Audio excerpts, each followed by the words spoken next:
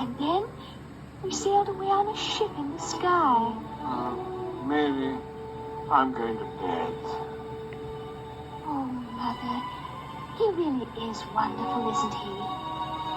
See how well he sails the ship. George? George? Now what, Mary? Nana, did you see? Oh! You know, I have the strangest feeling that I've seen that ship before. A long time ago. When I was very young. George, dear. Father. When there's a smile in your heart, there's no better time to start. Think of all the joy you'll find when you leave the world behind and get your cares goodbye. High up and far,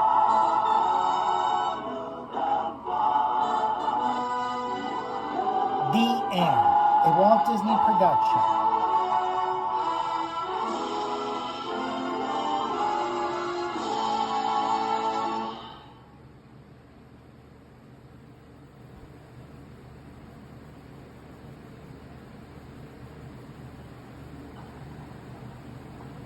Don't worry, there's nothing wrong with your television set. This is a Pixie Bell. The sound is much too high for human ears. Oh, there you are, Tink. Hey, get that stuff off of me. If you're familiar with the story of Peter Pan, you know that a little sprinkling of Tinkerbell's fairy dust can make you fly. Tink. Tink, wait a minute.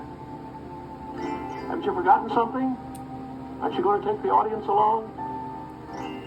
Come on, everybody. Here we go! Up to Neverland! Fly away with us, second star to the right and straight on till morning, and discover the behind-the-scenes story of how the timeless tale of Peter Pan was transformed into a soaring Disney classic. But Peter, how do we get to Neverland? The story of Peter Pan began its life on the London stage in 1904. It was written by Scottish novelist and playwright James Matthew Barrie. Sir James Barrie was inspired. I guess he was visited by the muse when he created Peter Pan. It was just a marvelous idea.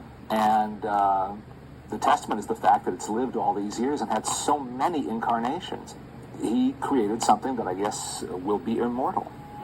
In 1913, a touring company of Peter Pan was seen by this youngster in the small town of Marceline, Missouri. The boy was Walt Disney. He never forgot this epic of boyhood and its unique combination of fantasy and swashbuckling adventure. In 1924, Walt also saw a silent film version of Peter Pan, starring Betty Bronson as Peter. The film contained many innovations, such as a live actress playing Tinkerbell, and special effects that were the state-of-the-art for their day. The silent film, however, adhered to many of the conventions of the stage version of Peter Pan, including the stars rather obviously flying on wires, I flew. a performer in a dog suit as Nana, and a costumed actor as the crocodile. Walt Disney's efforts to make Peter Pan as an animated feature actually began in the late 1930s during the production of Snow White and the Seven Dwarfs, in an era when Disney's filmmaking imagination was at its peak. Animation was in many ways the ideal medium for Peter Pan because it's a fantasy. Walt Disney himself noted, "The cartoon method gave us many advantages over the stagecraft of Barrie's day, which no amount of pixie dust could cure." Here, for the first time, was a medium where the imagination is limitless. Animation could do anything, and you're so free to do things, to picture things, to show people things that you couldn't do on stage.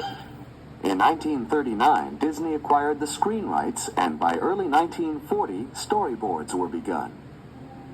These never-before-seen watercolor illustrations by renowned British artist David Hall were part of Disney's initial work.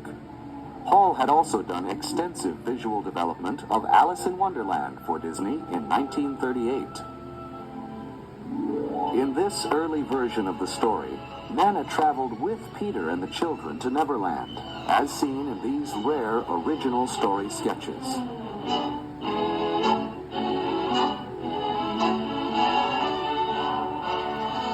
Much of the art created at this time was also darker than the original play, and far more sinister than a typical Disney effort.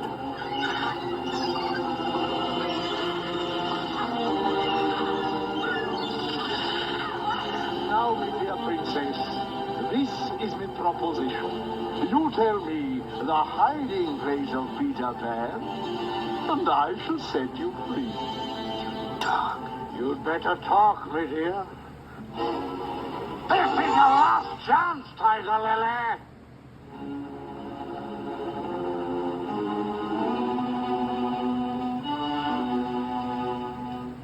Peter! Here's your spirit.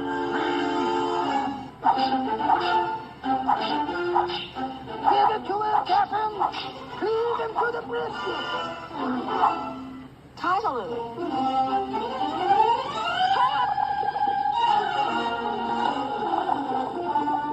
Another part of this early work was an elaborate musical number for Captain Hook's pirate crew, which was ultimately replaced by a different song, The Elegant Captain Hook. An attempt to persuade the Lost Boys to join the pirates' ranks, this earlier song, written by studio music director Frank Churchill along with Ray Kelly, is reconstructed here using a rare song demo recording, coupled with never-before-seen storyboard drawings of the original sequence. Aye, pirates, the only life for red-blooded men. If you're thinking of the future and you'd like a life of ease, if you'd like to make a fortune for your crew, if you've ever had a hanger run to sail the seven seas, then a pirate's life is just a life for you. Yo ho ho, up to Erie you must go, so you might as well make up your mind to sign. If you'd like a share of plunder, if you care for blood and thunder, simply step right up and sign a dotted line. By 1941, a basic story structure was completed. However, the onset of World War II stopped the development. After the war, Walt Disney brought Peter Pan back into development. Progress continued throughout the 1940s, including extensive concept art by renowned color stylist Mary Blair. Finally, in 1950, he said, now's the time, let's do it. And they did. The Disney version of Peter Pan has another interesting first. It's the first time a boy was shown as Peter Pan. There had been a tradition from the time of Maude Adams on the stage and right through Mary Martin and in recent years Kathy Rigby, Sandy Duncan, many others have done it, of women playing Peter Pan.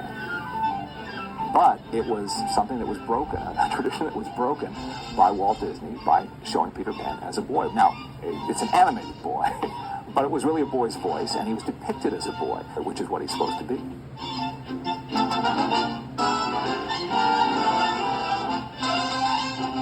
Walt assigned the character of Peter Pan to animator Milt Kahl. I remember hearing Milt Kahl lecture about animation one time, and he said that one of the real challenges for him was animating weightlessness.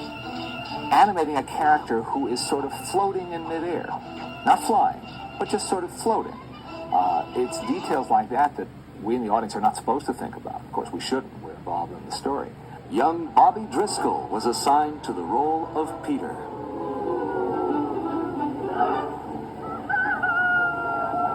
Where is that villain, Captain Hook? I'll slice him up and throw him to that crocodile. I guess Bobby Driscoll was an obvious choice for Walt to make because he was the resident juvenile star at the studio.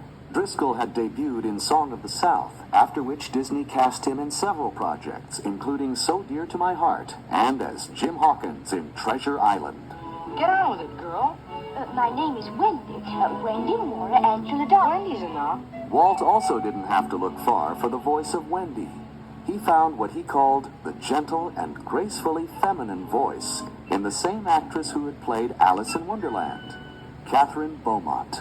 I heard about Peter Pan because the studio had started working on the writing part of it. I went directly from finishing Alice and immediately started working on the voice for Wendy.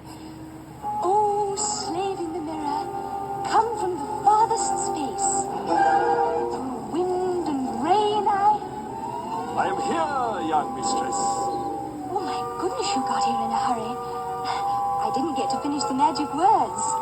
Well, it so happened that I was in the neighborhood. Hans Conried, seen here as the face in the magic mirror, was cast in the tradition of the stage play as both Captain Hook Peter Pan. and Mr. Darling. Out! Out, I say! Hans Conried was inspired casting, you'd have to say, as Captain Hook. He was a consummate actor and had been one of the busiest and best radio actors throughout the 30s and 40s. So he was well schooled in how to act a part vocally. Peter Pan will be blasted out of Neverland forever. To bring the villainous Captain Hook to animated life, Walt assigned veteran animator Frank Thomas. So I was wondering who was going to get the juicy assignment of doing Captain Hook, and I heard that Walt wanted me to do it. I thought, gee, putting me on that kind of a villain, a comic thing. The story man, Ed Penner, had seen him as a foppish guy, grand manners, thought this is the way to live, midnight suppers, wine, all these gourmet connoisseur type things. While the director saw him as a tough, mean guy who'd shoot the cannon and shoot his own crew on the ship, and he was a menacing villain. He was a menacing opponent for Peter Pan. Now let me see. Where was I? Walt knew that for his version of Peter Pan, Tinkerbell would have to be developed as a fully realized character. From the late 1930s on, character sketches trace Tinkerbell's development, and each reveals the then current conception of feminine beauty. The character that I worked on was Tinkerbell, and Tinkerbell was visualized as a spot of light, which no doubt was something like a strong flashlight that moved around on the background of the stage. In our medium, you couldn't just use a spot of light. So I came up with the design that you see here. She's a pure pantomime character, which in itself I think is very interesting. That she didn't talk, but you know what she's thinking. There's been a rumor for years that she was patterned after Marilyn Monroe. It's the kind of likable story people will repeat because it sounds good, but it doesn't really wash because she was not a star yet. She was not a superstar or a pop culture icon. She was in Hollywood, but the designers and animators at Disney wouldn't have known who she was. I was Tinkerbell. I got this call to come over to Disney to do this audition. And they said, we want her to step on a mirror, a hand mirror that's on a dresser, look down, preen herself, and then suddenly see her hips and be very uncomfortable with the size of them. So I did. I said, certainly. And I stepped on and I looked down and I saw my hips and I measured them. I stamped my foot and marched away. And they said, would it be convenient for you to come next Tuesday? So they knew that I had the imagination that they needed.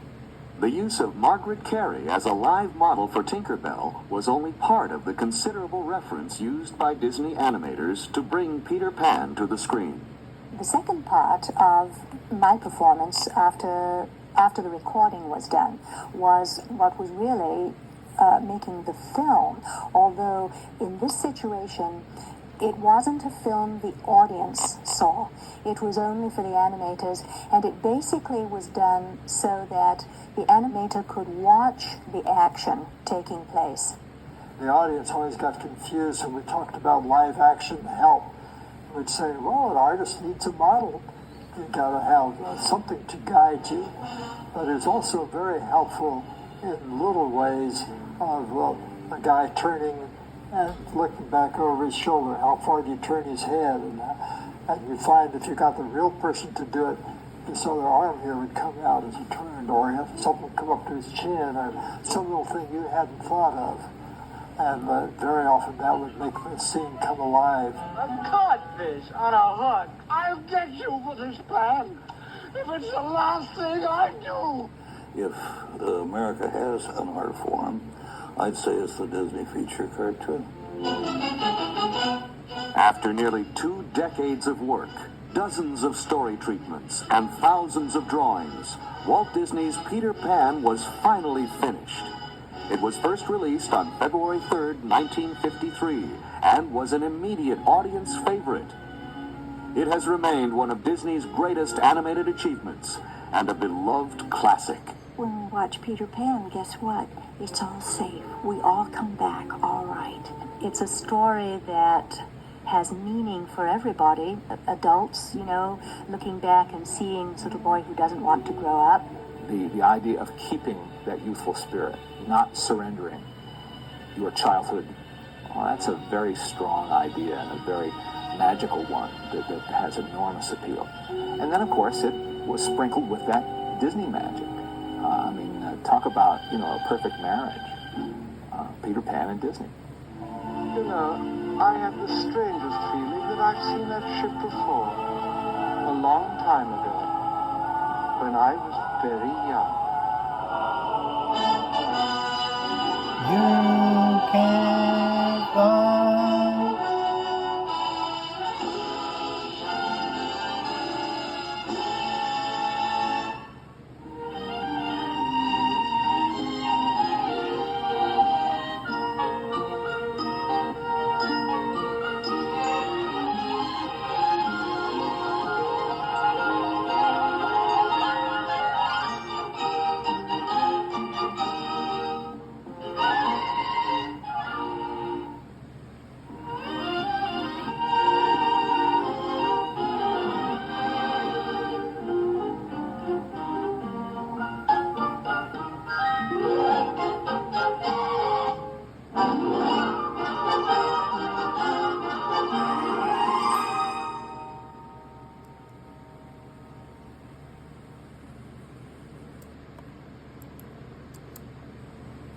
Coming soon to theaters.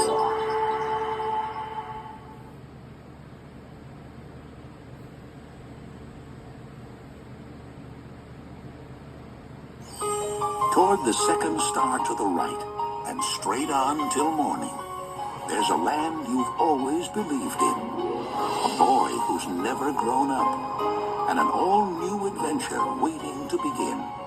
Walt Disney Pictures presents Peter Pan in Return to Neverland. Punish me! I'm not Wendy. I'm her daughter, Jane. Cast off, you mangy dog! I've got a little surprise for you, Peter Pan. For me? Ow! Peter Pan? Tinkerbell? My guess is I'm dreaming. If you're Wendy's daughter, you're gonna love it here. Coming only to theaters, the one and only Peter Pan is back. With new characters. Save me! And new music. In an all-new adventure filled with Disney magic. I proclaim you, Jane, a lost boy. A lost girl. How will I ever get back home? The only way out of here is to fly. I've got to try. Walt Disney Pictures presents I'll always believe in you, Peter Pan. Peter Pan in Return to Neverland. Okay, Pink, let her have it. An all-new adventure coming only to theaters February 2002.